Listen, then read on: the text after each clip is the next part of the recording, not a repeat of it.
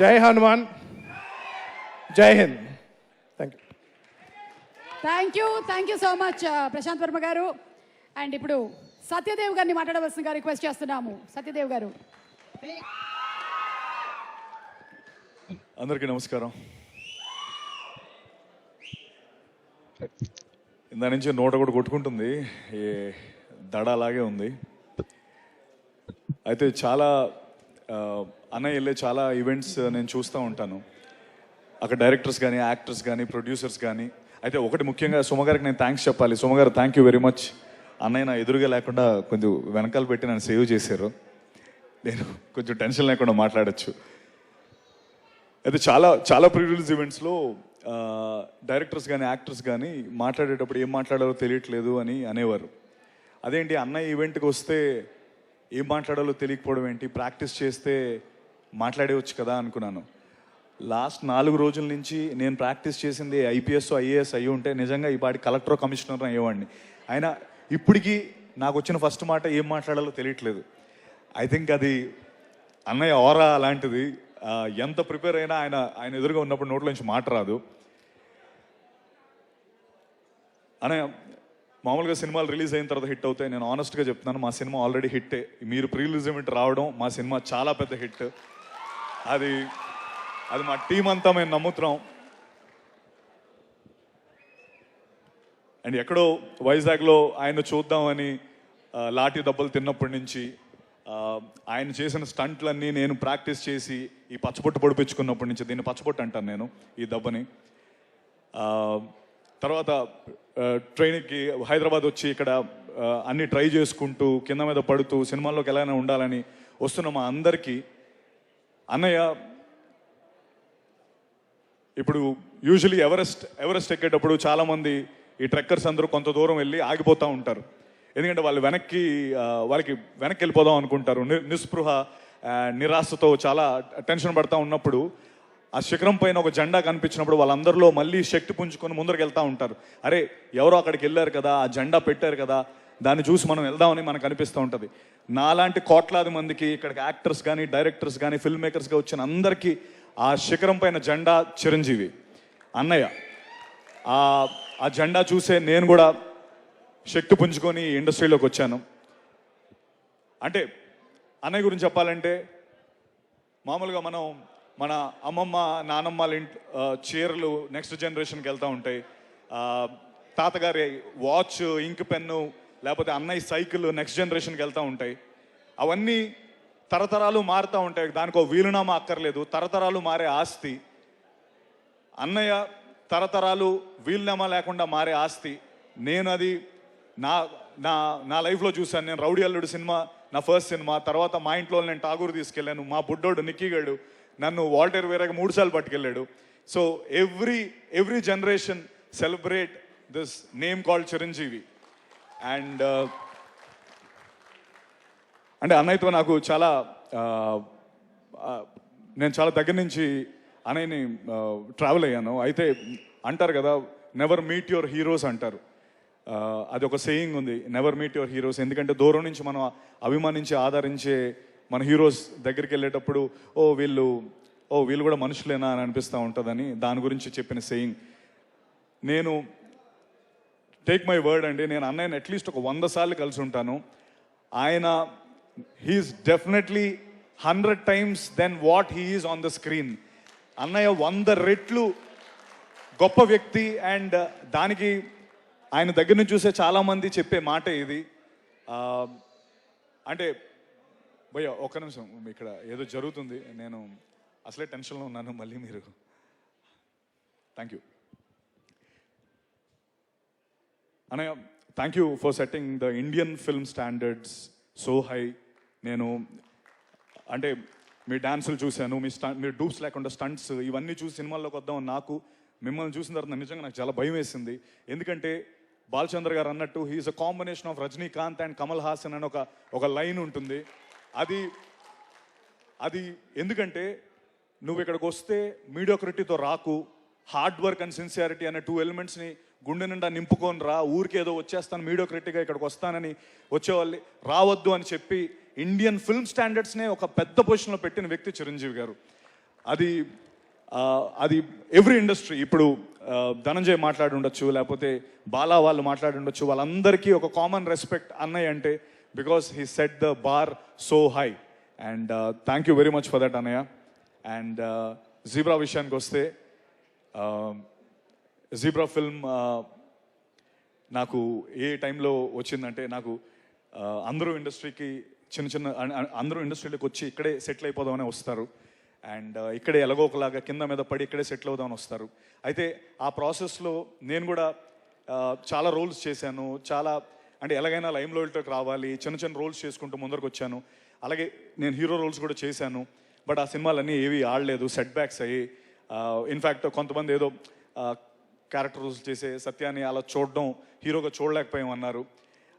నిజంగా చాలా లోలో ఉన్నప్పుడు, అండ్ నేను ఇది ఎప్పుడు ఈ విషయం చెప్పాలి, నేను చాలా లోలో ఉన్నప్పుడు నాకు ఒక లైట్, ఒక దీపంలో వచ్చిన వ్యక్తి అది మెగాస్టార్ చిరంజీవి గారు. అది ఎందుకో చెప్తాను నేను.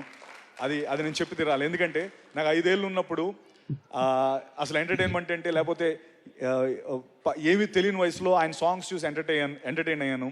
అప్పుడు చిరంజీవి గారు ఉన్నారు. తర్వాత నా ఇంజనీరింగ్ ఫ్రెషర్స్లో నేను డాన్స్ వేసి నా మిస్టర్ సిఎస్సి 4 years నేనే మిస్టర్ సిఎస్సిగా నేను ఉన్నప్పుడు అన్నయ్య ఉన్నారు. తర్వాత నేను ఇండస్ట్రీలోకి రావడానికి నేను వచ్చేటప్పుడు ఎవరు నా ఇన్స్పిరేషన్ అంటే అప్పుడు అన్నయ్య ఉన్నారు. మా బుడ్డోడు పుట్టినప్పుడు కోవిడ్లో పుట్టాడు, వాడికి ఫస్ట్ గిఫ్ట్ అన్నయ్య ఇచ్చారు, అప్పుడు కూడా అన్నయ్య ఉన్నారు.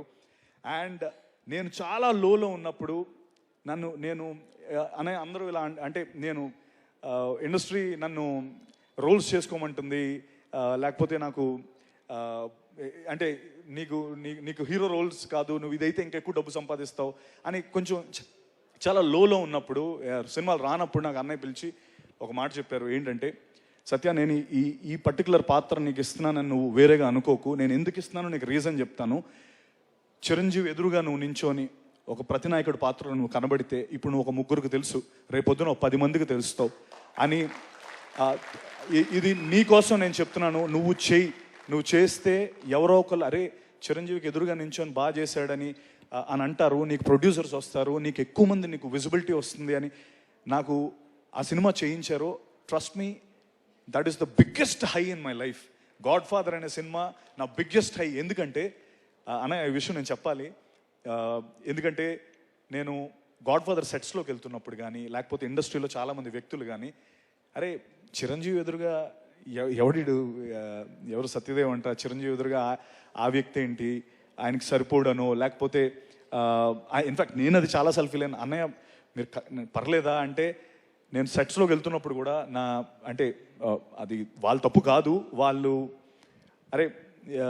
వాళ్ళ చూపులు నాకు తగిలేవి. అంటే ఏంటి ఈడు నడుచుకొని వెళ్ళిపోతున్నాడు, చిరంజీవి గారి సెట్ ఇది, ఈడు విలన్ ఏంటి, లేకపోతే ఈడు ప్రతినాయకుడు ఏంటి అని అనుకుంటున్నప్పుడు ఆ హాల్ చివర్లో కుర్చీలో కూర్చొని ఒక చిన్న స్మైల్, ఆ గ్రే స్మైల్తో చూస్తూ సత్య మై బాయ్ కమ్ హియర్ అని నన్ను పిలిచిన,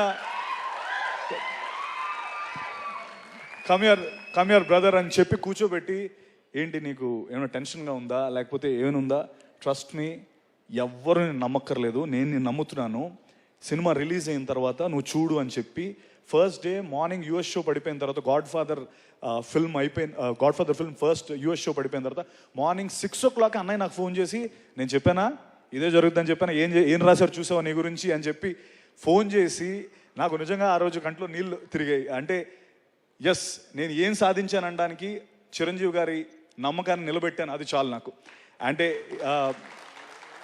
అండ్ అనయ్య మీరు ఆ రోజు ఎందుకు అది జీబ్రా ఎందుకు కనెక్ట్ అయింది, ఎందుకు ఇది వెరీ ఇంపార్టెంట్ ఫర్ జీబ్రా అంటే, ఆ రోజు మీరు చెప్పిందే గాడ్ ఫాదర్ సినిమాలో చిరంజీవి గారు ఇతను పెట్టారు అన్న నమ్మకంతోనే బాలా, దినేష్, ఎస్ఎన్ రెడ్డి గారు నాకు ఈ సినిమా ఇచ్చారు అన్నయ్య, జీబ్రా అనే సినిమా. సో మీరు చెప్పిందే జరిగింది. ఈ సినిమా చూసి నీకు ఇంకా పెద్ద సినిమా వస్తుందని చెప్పారు. ఇది నా biggest film in my life, my career. ఇంత డబ్బు పెట్టి బాలా, దినేష్ గారు, ఎస్ఎన్ రెడ్డి అన్న ఈ సినిమాకి ఇంత డబ్బు పెట్టి నాకు ఇంత పెద్ద క్యాన్వస్ ఇచ్చారు. ఆ సినిమాకి కూడా అన్నయ్య రావడం, దాన్ని మళ్ళీ ముందు నాకు ఎంకరేజ్మెంట్ ఇవ్వడం, నేను ఇది ఎప్పటికీ మర్చిపోలేను. నేను ఒకటే చెప్తున్నాను మీ అందరికీ, ఈ సినిమా నా డెబ్యూ లాంటిది. ఎందుకంటే ఇప్పటి వరకు నాకు ఇంత కాస్ట్ కానీ లేకపోతే ఇంత మంచి యాక్టర్స్ కానీ ఇంతమంది టెక్నీషియన్స్ కానీ నాకు ఒక డెబ్యూ ఫిల్మ్కి ఓ హీరోకి దొరికేలాంటి అంత మంచి కాస్ట్ దొరికింది, టెక్నీషియన్స్ దొరికారు. అండ్ నేను ఒకటి ప్రామిస్ చేయగలుగుతాను, ఇప్పటి వరకు చేశాను, సెట్ బ్యాక్స్ చూశాను. అండ్ అన్నయ్య ప్రోత్సాహంతో ఈ సినిమా, నేను నిజంగా చెప్తాను, this zebra is dedicated to అన్నయ్య. బికాస్ అన్నయ్య వల్లే నాకు ఈ సినిమా వచ్చింది, అన్నయ్య గారు చెప్పిన మాట వల్లే నాకు ఈ సినిమా వచ్చింది. And thank you. అండ్ నేను చెప్తున్నాను, ఇక్కడ నుంచి నెక్స్ట్ ఫుల్ బాటిల్ అనే సినిమా రాబోతుంది. అందులో నేను ఒక తాగుబోతు క్యారెక్టర్, ఒక ఆటో డ్రైవర్ క్యారెక్టర్ చేశాను. అది కూడా సూపర్ ఎంటర్టైనర్, అది క్రేజీ ఎంటర్టైన్. ఇక్కడ నుంచి ఐ ప్రామిస్ యూ ఒక కొత్త సత్యదేవన్ మీరు చూస్తారు. నేను I'll make sure I'll give you the best films, and love you all for always encouraging me. And just Bala Dinesh, thank you. ఎంతో దీంతో మీరు మా తెలుగు ల్యాండ్లోకి వచ్చి ఈ సినిమా చేద్దాం అనుకుంటున్నారు. థ్యాంక్ యూ రెడ్ అన్న, థ్యాంక్ యూ వెరీ మచ్. మీ సపోర్ట్ నేను ఎప్పటికీ మర్చిపోలేను. The backbone of the film. అలాగే Dhana, my brother, we became so, అంటే ధనా కెరియర్ నా కెరియర్ ఆల్మోస్ట్ ఒకలాగే ఉంటుంది. అండ్ మీ ఇద్దరం దాని గురించి ఎప్పుడు మాట్లాడుకుంటాం. ఇన్ఫ్యాక్ట్ నాకు ఎప్పుడైనా ఇంకా నేను అంటే నా మీదకి ఏదైనా నేను వచ్చిందంటే ఫస్ట్ ధనాకు ఫోన్ చేసి, ధనా నాకు ఇలా ప్రాబ్లం ఉందని చెప్పి అంత క్లోజ్ అయ్యాం. Thank you Dhana. And Eshwar Karthik, definitely buddy. జనరల్గా నా లెవెల్ వరకు వచ్చేటప్పటికి స్క్రిప్ట్స్ అన్ని ఫిల్టర్ అయిపోతాయి, బట్ నాకు ఫస్ట్ ఈ కథ తెచ్చినందుకు నేను నీకు రుణపడి ఉంటాను Ishwar. Thank you so much.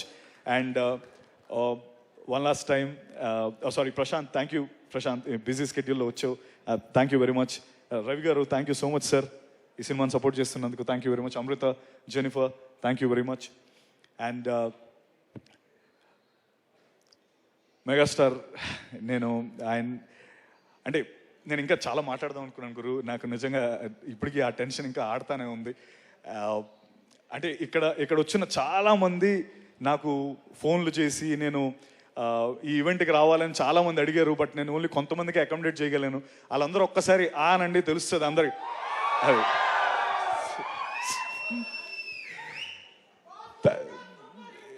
Yes, thank you అన్య. I'm always your proud bacha. That's all I can say. Thank you. Thank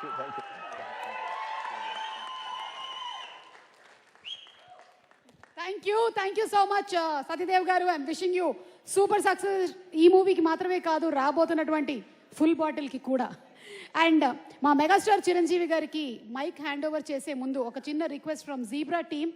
అక్కడ zebra fill in the blanks ఉంది, హ్యాష్ ట్యాగ్ పెట్టి అక్కడ మీరు ఏదైనా రాస్తే అదే